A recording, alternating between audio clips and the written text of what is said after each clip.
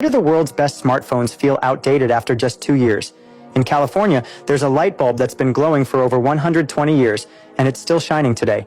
Funny thing is, the company that made it went bankrupt nearly a century ago. Why? Because they built it too well. No one ever needed a replacement, so they eventually ran out of customers. Smart business owners understand this. Make something too perfect, and you might kill your own business. Let me explain with a story. At a busy market, a vendor was selling chili peppers.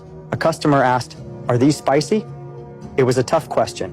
If he said yes, he might scare off those who don't like spice. If he said no, spice lovers would walk away. So he gave a clever answer. The darker ones are spicy, the lighter ones aren't.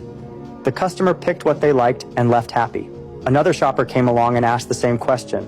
This time, the vendor said, "The longer ones are spicy, the shorter ones aren't." Then a third customer asked. The vendor replied, "The firm ones are spicy, the soft ones aren't." In reality, the soft ones had just been sitting in the sun too long. But thanks to his quick thinking, he sold every pepper. Great sellers don't just solve problems, they reframe them so the problem disappears. In 2008, a man was struggling to sell fish tanks. No one was buying, and his business was dying. Then he had an idea. He bought 500 goldfish and asked a local fisherman to release them into a nearby river. The fisherman was puzzled, but the man paid him anyway. Soon word spread. Locals rushed to the river, hoping to catch a goldfish. Those who caught one needed a tank.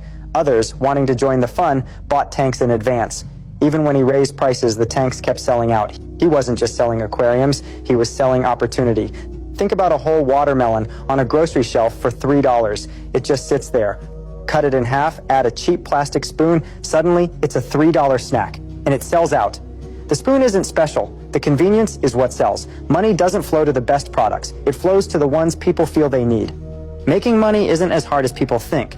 The real challenge is how you think about it.